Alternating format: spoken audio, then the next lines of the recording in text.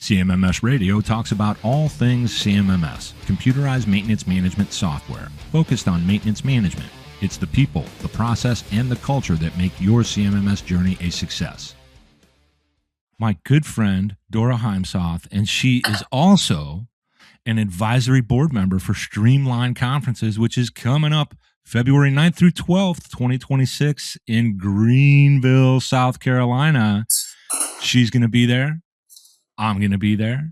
We're going to be learning all kinds of stuff about asset management and all the things that are connected to that, maintenance management, CMMS, blah, blah, blah, all that stuff. Dora, finally, welcome to CMMS Radio. Thank you, Greg. Thanks for having me. Happy to be here. Well, I really want to just find a little bit of time. It's, beginning of the year. Everybody's busy doing all their rollouts on whatever it is, right? Strategy, blah, blah. But this is coming up quick. It's just under a month away. As a matter of fact, it's about a month. We'll be kicking off the conference. So I want to ask you a couple of questions about StrEAMline Conferences. Right. Number one, why do you love that conference? Because you're not only on the advisory board, but it started as you being an attendee, and you've had roles, have a current role, and you've done a lot of things that are around asset management and those types of things. So just off the cuff, why StrEAMline? What's so good about it? Believe it or not, why StrEAMline is because I saw it on LinkedIn, I think. I don't even remember. 3 years ago, and then I blasted it internally at our company. We had one person go at the company I work for, one person, it's global. That person came back and said, how did we not know about this? Which I don't remember why we didn't know. I don't know. Guilty.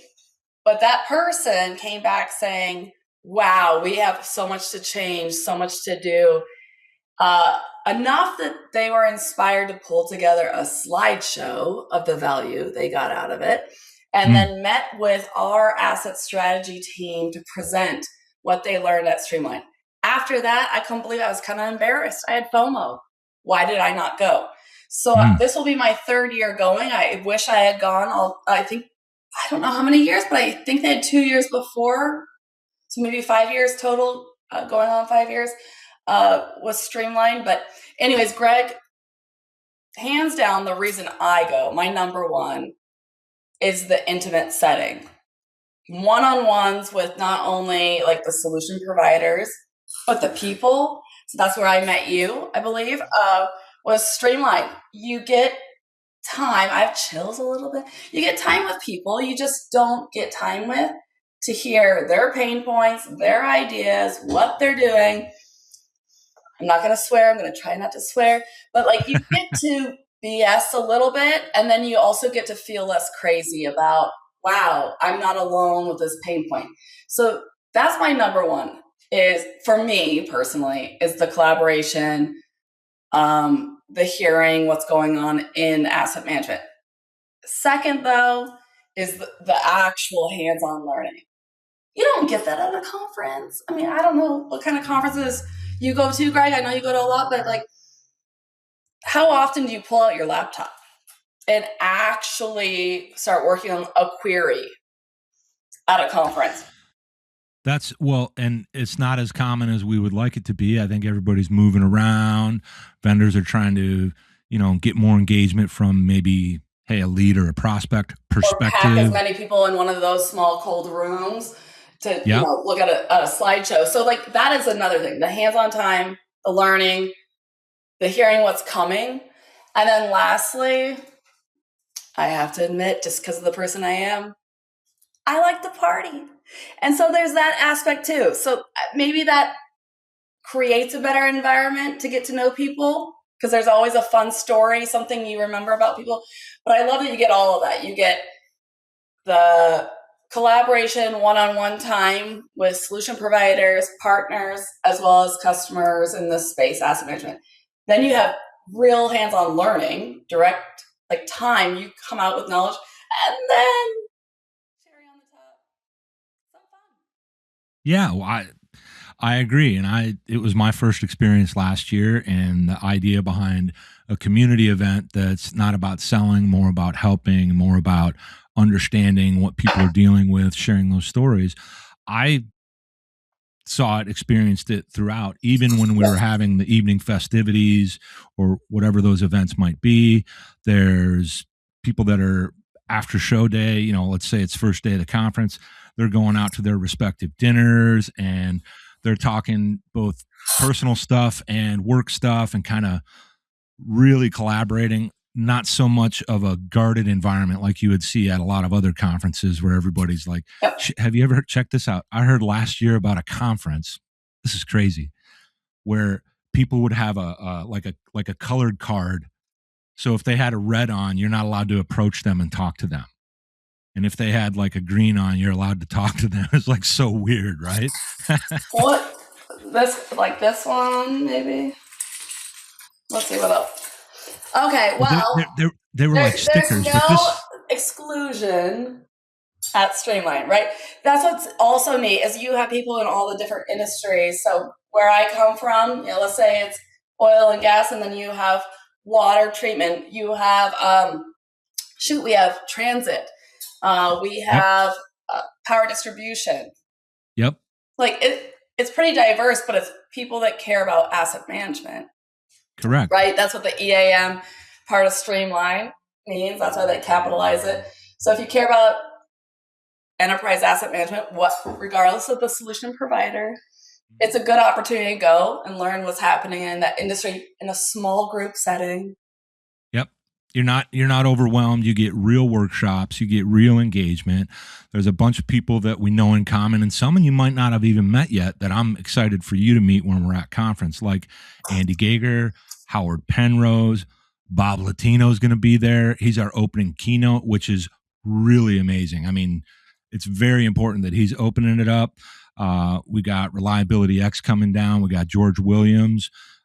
He's going to be doing a workshop and he's going to be doing a session. I've got 2 CMMS radio panel discussions. Yes, that's going to be fun. I always like those. Be doing some podcasting, but again, the idea that it's not like selling in your face and all that. A lot of people say that their events aren't about that, but you go to the event and you find out that they are. This one is not. This one's very real. Everybody's really plugged in. Even during lunch, you've got people interacting and talking shop. And I think that's really good. I have a question for you about hold on, before you ask that question. But during lunch, you are able to eat really good food. Absolutely. And have a good time and talk about stuff that's not shop. Like, right? Like we have good time at lunch.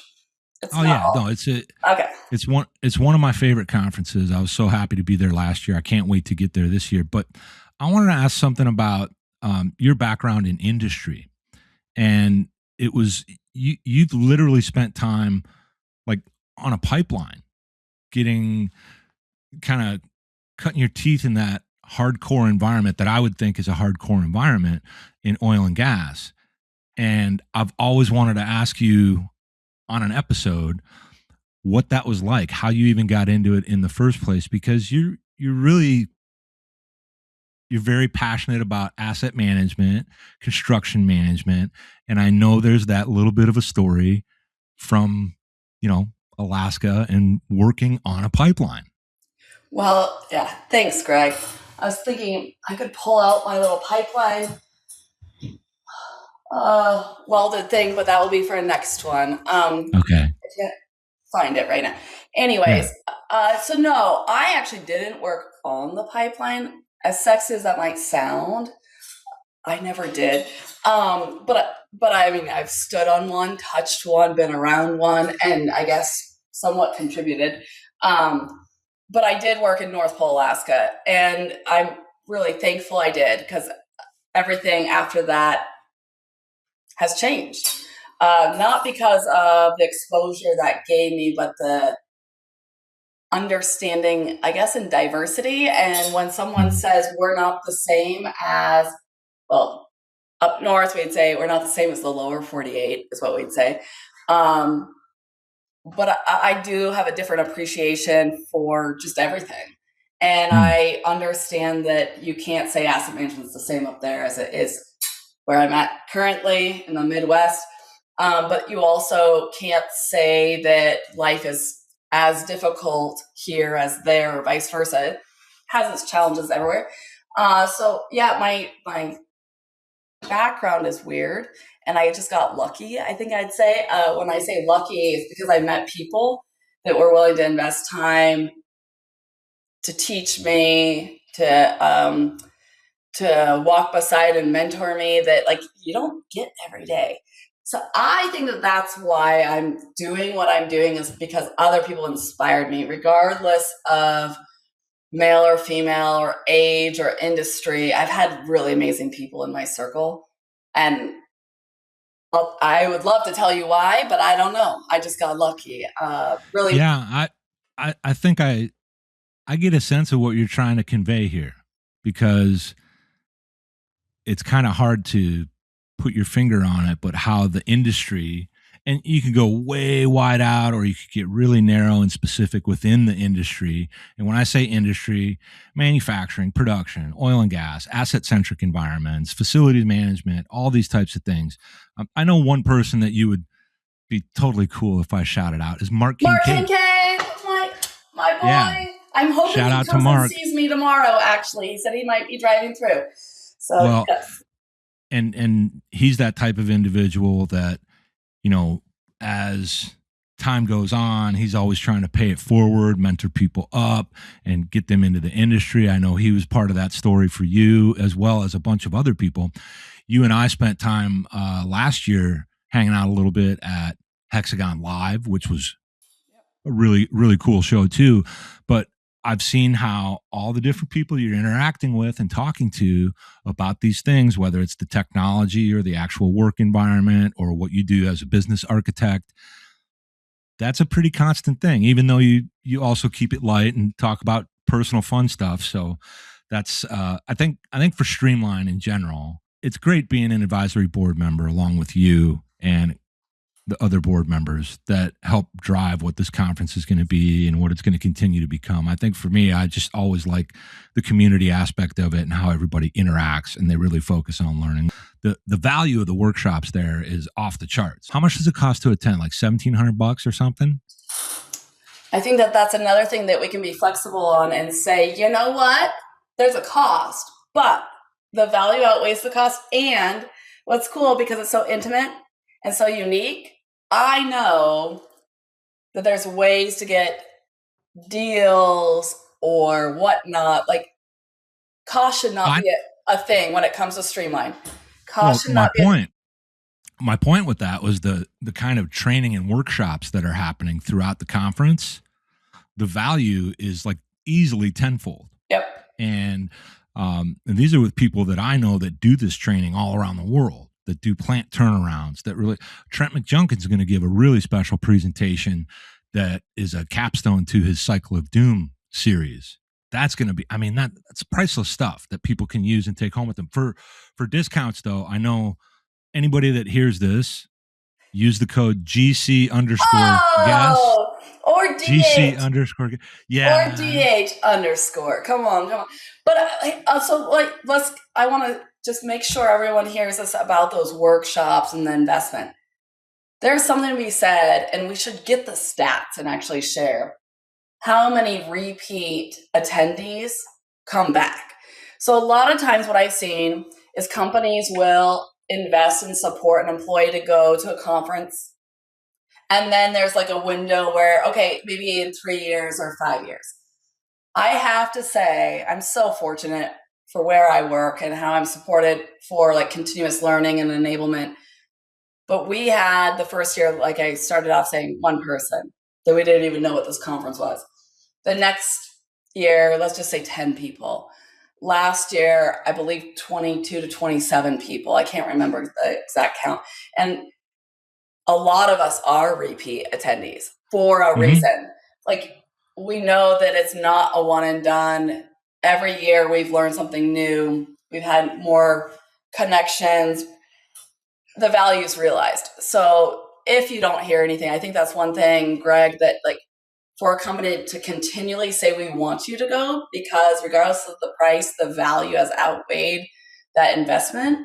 Yeah, what you get to bring back and implement immediately, right? So yeah, real strategy. I mean, I'm excited because some of the people that are going to be at StrEAMline this year have never been. And I know the quality of what they're going to be presenting. I know the quality of what they really are about when it comes to this work that they do in the industry. Yeah. And I can't wait to see it. I think it's going to be not only well received, but I get to then hear afterwards how many people use those strategies to make an improvement when they got, I say, back home, back to the office, back with their team. And it's just going to be great. Well, the asset strategy one, there's 2 sessions. There's like a session 1 and a session 2, I think. Those will be great. I'm excited. I can't wait to hear, what people learn from those. And then there's another one on procedures, optimizing your procedures. That Hexagon's actually hosting that one. I hope I don't miss that, but who knows?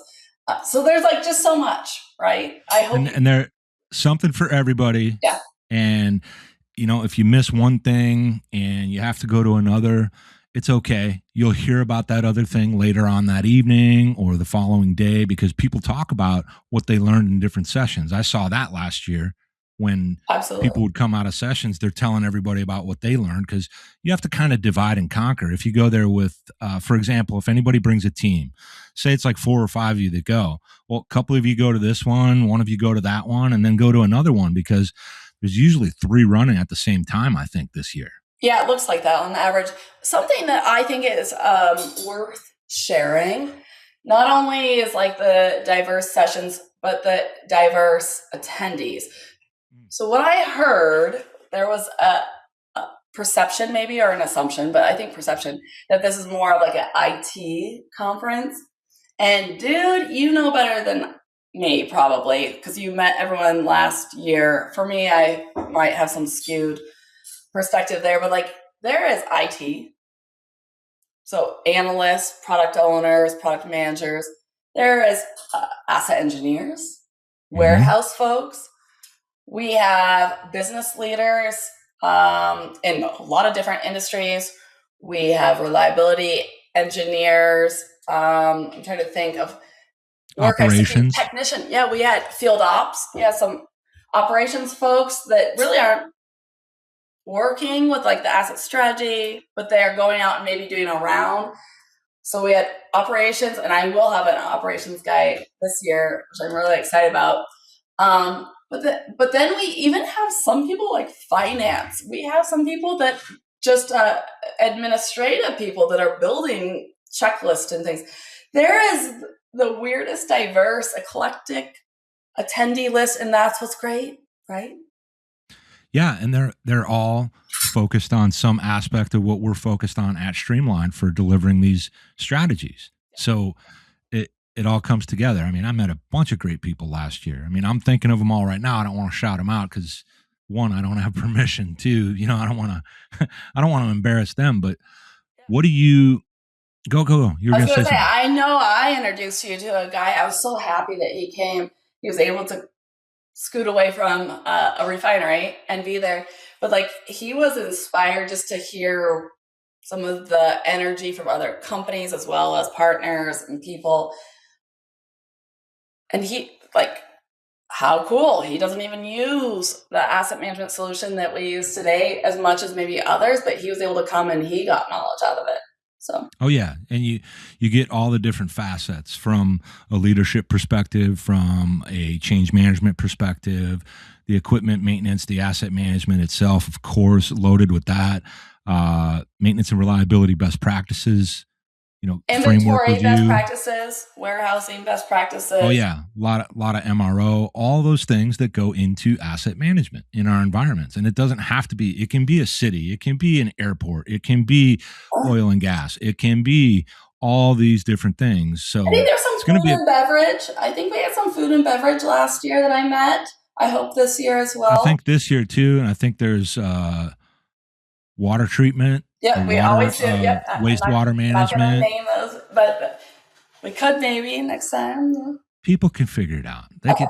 I'm just looking forward to it. It's about a month away, so I hope everybody gets there. You got Dora's code if you want to get a discount. That's DH_guest. You can do it in all caps. I'll try to put it in the episode so people can sign up through you and be your guest. They'll get $250 off, so it saves some money. Got to hurry up. I'm gonna try to crank this this bad boy out soon because the room block is going to close this week at the end of this week. So but don't we want to make sure. Reason not to register, right? We can figure something out. I mean, it'll be figured out. Worst case scenario, I have to give up my room and sleep in the lobby.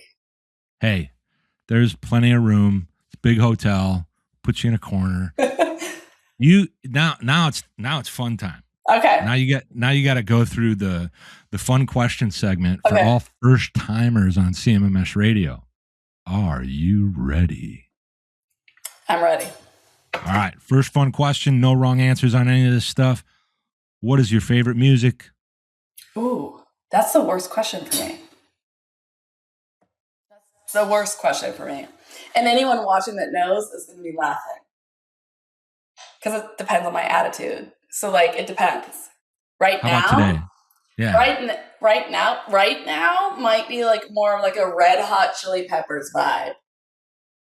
All right. So maybe alternative, maybe is the safer response. But then other people would say, "Oh, she just said that," because that's safe. But I mean, like all gospel, Christmas holiday, even in the summer. I do like a lot of R&B. I like a lot of reggae. So everything other than I don't like yelling. So I mean, a little ska, screamy stuff. A little ska, but not a lot of ska. Yeah, and heavy metal a little bit. It depends. Yeah, but I mean, I grew up listening to things that you definitely would clap your hands on, but we're not going to go all right there. Yeah. Fun question number 2. Okay. What is your favorite sport or hobby? And on sport, it does not have to be one that you play. It could be one you like to cheer for. I mean, I like watching basketball. I probably cheer more for football. And the dogs are barking. My favorite sport would be drinking wine or shopping if I was to do it myself. Hey, you choose. Yeah, that would be, or competing in anything. It doesn't need to be a sport. So, yeah. Okay. I don't know. But I probably like to watch basketball more, cheer with football, and definitely post up with a glass of wine. And shopping. Yeah. And cooking, maybe. Yeah. Okay, what's the next one? What's you have one more? This is the big one. Oh, this is the big one. No. No wrong answers. What's your philosophy, perspective? Is it even a thing when it comes to this concept of work-life balance? Are you asking that as a trick question? Nope. Oh. No wrong answers. Oh, Greg. Is it a thing? Is it not a thing? This is a thing, and this is a real thing right now. Little too creepy, because at StrEAMline, we have a women's luncheon, and I have the opportunity of sharing that same question. Weird that you asked. So recently, I've realized I have to figure that out. I need to invest time to figure that out, because I don't have that normally. And I've enjoyed it and survived all these years. So it must be okay, right? Isn't that what we say? But then all these years later, I'm realizing I got to figure it out, and I need to invest not only time, but energy, and give up other things so I can focus on a balance, turning the dimmer switch on or off when needed. And it's something I guess I'd never invested time to learn. So I'm learning it right now. I have started dedicating time to not only figuring that out on my own, but I have found outside support, because I'm not good at things on my own sometimes. But thank you for asking. I don't have the answer. I just know you got to figure it out, or else. Yeah, or else. That's why I say there's no wrong answers, and it helps people think. Do you know? Fun. Do you know the answer to work-life balance? Well, the question is asked for you to decide. That's why it's important that everybody knows there's no wrong answers, because everybody's got to figure this out kind of on their own, even though they get advice, they get strategies. Oh, you got to do this, you got to blend that. Plenty of people come on the show and they say, nah, it's not even a thing. They're all the same or whatever. So it's not about being right according to anyone else. It's about what's right for you. So the way you answered it is actually correct. It's so subjective. Yeah, and I haven't figured it out, so I just need to figure it out to meet my balance. There you go. And for me, yeah, I don't have it. I don't have work-life balance. Now, I did see on LinkedIn something this morning. Maybe this is too much right now, but like I could share the link. I think I did this morning, maybe with you already, and it was great. It was one of my colleagues, but about Control-Delete, how quick we're to do that on our computers when things are not working right, to shut things down and restart. But yet we're not thinking about when you reboot, a lot of those applications automatically turn back on and start running again. So what do you really want to start running automatically? And what are you willing to give up so that you're more reliable, actually? And that is where I need to invest time to figure out what do I need to have turn on automatically in my reboot versus what's draining me and like not allowing my engine, my asset to work the way it needs to work. Yeah. That works. Kind of. Dora, thank you for finally being here with me on CMMS Radio. And I cannot wait to see you and do a bunch of learning and have a blast at StrEAMline Conferences, February 9th through 12th, 2026, Greenville, South Carolina. Couple weeks. Yep. See you there. We'll see you. Thanks. Goodbye. Did you find this episode helpful? Please send us some feedback, suggest a topic, or ask a question. Reach out to CMMS Radio if you need a co-pilot on your CMMS project. Visit CMMSradio.com and use the What's on Your Mind link. Thank you for tuning in to CMMS Radio, your resource for all things CMMS, from selection to implementation, to help you make better choices, learn from industry experts, and have a successful CMMS journey.